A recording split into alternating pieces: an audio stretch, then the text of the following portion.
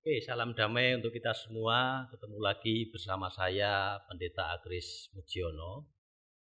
Bapak Ibu semua, saya ini selain jadi pendeta, saya adalah seorang dosen di salah satu sekolah teologi di Jawa Tengah, yang dimana itu menjadi karir kedua saya waktu ada sekarang ini, gitu ya.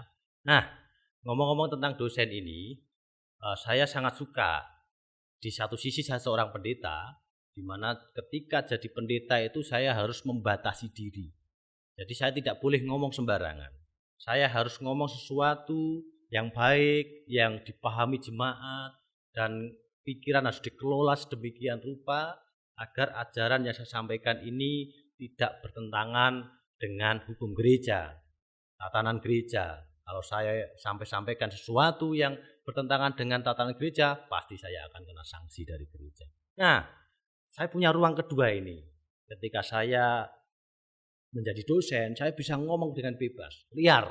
Dari pemikiran saya bebaskan sedemikian rupa, pandangan macam-macam akan masuk di situ, akan keluar di situ, dan semua akan luar biasa. Nah, saya pernah ini ada pengalaman ketika saya menjadi dosen pertama kali. Nah, di situ namanya dosen awal ya, baru permulaan, saya persiapkan sedemikian rupa dan materi itu waktu itu saya siapkan PowerPoint sampai 8 slide gitu ya. Nah, ini menurut saya waktu itu sudah banyak itu 8 slide. Karena ketika jadi pendeta ini khotbah 1 jam aja itu hanya cukup 1 lembar coretan, itu sudah bisa ngomong 1 jam. Pikir saya 8 slide ini dalam waktu 1,5 jam sampai 3 jam cukuplah. Karena saya merasa sebagai seorang pendeta yang sudah bisa ngomong. Ternyata beda. Ketika di dalam kelas, waktu pertama kali saya masuk, saya sampaikan itu materi, cuma 30 menit. Jadi 8 slide itu habis dalam 30 menit. Masih ada 1 jam. Sudah bingung ini, saya mulai kacau dalam pikiran. Waduh, gimana ini? Saya menjadi dosen di depan mahasiswa, saya merasa gak enak ini kalau saya sampai materi dianggap sudah habis, nanti dikira saya sebagai dosen bodoh gitu kan. Sudahlah, sebagai dosen yang profesional menurut saya ya, walaupun baru, ya udah ini kalian saya kasih materi 30 menit tadi, sekarang saya buka pertanyaan bebas, kalian bisa bertanya apa saja. Nah, ini saya merasa untuk menunjukkan nih, kamu tanya apa aja aku bisalah jawab gitu kan. Silakan kamu tanya, ini biar terlihat saya pandai lah, sehingga mereka percaya sama saya begitu. Nah, yang mengejutkan ini, pertanyaan pertama itu tentang penciptaan.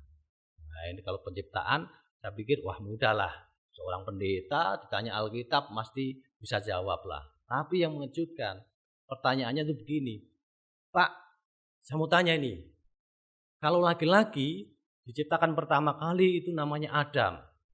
Kalau perempuan diciptakannya namanya Hawa. Tapi kalau waria itu kapan diciptakan, Pak? Ada sekali ini mahasiswa tanya yang aneh-aneh gitu kan.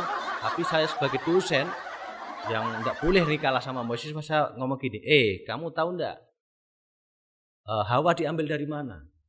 Diambil dari tulang rusuknya Adam. Oke, berarti waria itu diciptakan sebelum Hawa. Karena ketika Adam masih bercampur dengan Hawa, disitulah waria terjadi. Maka diam sudah, paham kan? Paham. Oke.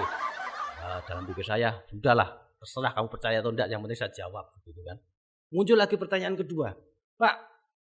Oke, kalau waria sudah dijawab, Pak. Yang saya tanya begini, manusia itu diciptakan kan sepasang, laki-laki dan perempuan. Pasti ada jodohnya itu sejak semula. Adam itu pasti ada Hawa. Lalu kapan diciptakannya jomblo abadi itu? Memang ada jomblo abadi? Ada, sampai meninggal tidak punya pasangan, Pak. Itu gimana? Oh gitu. Itu begini dulu kisahnya. Waktu penciptaan itu kan hari ke-6. Gitu kan? Hari ke-7 Tuhan istirahat, tidak mau menciptakan apapun. Nah, rupanya ini para jomblo itu diciptakan pada hari ke-6 malam Sabtu tengah malam begitu ya. Baru diambil tulang rusuknya oleh Tuhan, sudah jam 12 malam ini, tulang ditaruhlah di situ di sebelahnya. Adam tertidur, gitu kan. Tuhan sudah istirahat, diambillah anjing tulang itu sehingga dibawa pergi oleh anjing. Makanya ketika dia bangun, tidak punya jodoh dia, gitu. Sudahlah, pusing kan daripada buka pertanyaan begitu, jadinya kacau semua.